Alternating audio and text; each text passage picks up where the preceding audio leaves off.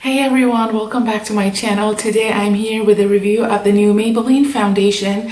This is their Dream Velvet foundation that they just released. I picked this up from drugstore.com and I think it was either $10.99 or $12. I don't remember exactly, but I will try to link it down below in the description bar. This is their Soft Matte Hydrating Foundation. I always really try to stay away from the matte foundations, but this one, since it says it's hydrating, I thought maybe it would be good.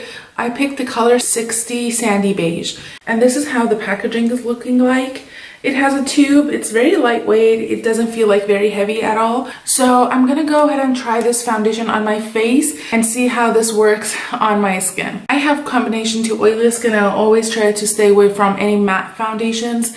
But again, it's a first impression and a review, so I thought it's gonna be a great one to try. This is how the color is looking like. So what I'm gonna do is I'm gonna apply and dot it all over my face. I don't have any moisturizer on my face or any primer, so I'm just gonna apply and dot this onto my skin and see how the coverage and,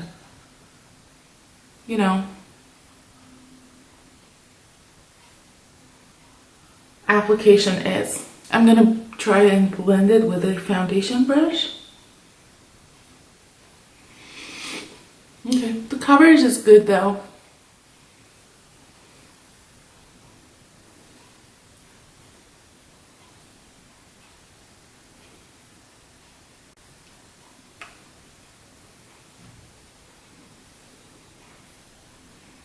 Okay, as you guys can see, it did apply really smooth and even without being hard to spread or, patchy or blotchy. It did cover all of my, blemishes, redness, everything that I always want to cover. So I'm just gonna go ahead and do the rest of my makeup and I will be right back. Okay guys, I'm back with the makeup done, and as you guys can see, this foundation is looking pretty well. I didn't add any setting powder because this is a matte foundation and it's supposed to stay long, so I didn't want to make it super heavy or anything. I also didn't notice that it has any scent to it whatsoever, and it doesn't have any SPF. So if you are going to be, in sun exposure, that is something that you want to consider.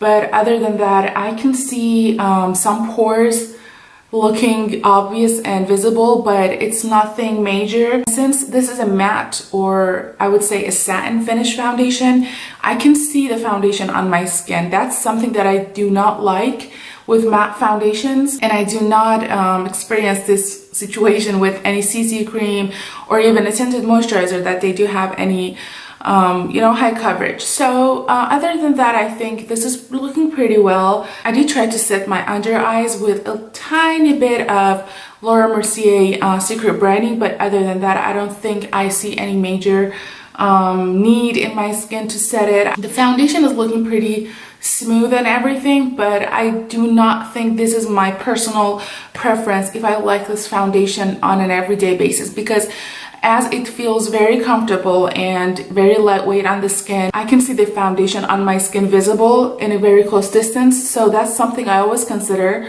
But other than that, I think a foundation is looking pretty normal, nothing major. I think this is a good foundation suitable for all skin types because it has some, hydration properties, but and since it says that it's a matte, semi-matte, like a satin finish, it does have some sheen, I would say, on it.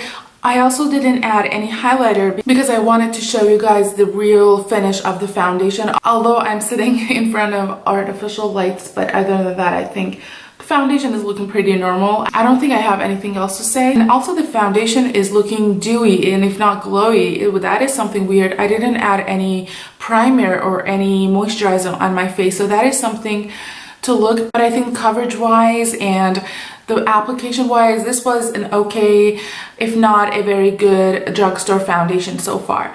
So I think I'm gonna go ahead and leave you guys right now. It's almost 2 p.m. and I will see you at the end of the day when I come back home, and we'll see how the foundation is holding up then. Okay guys, I'm back and it's almost 6:07. So it's been about 4 hours that I've had this foundation on my face.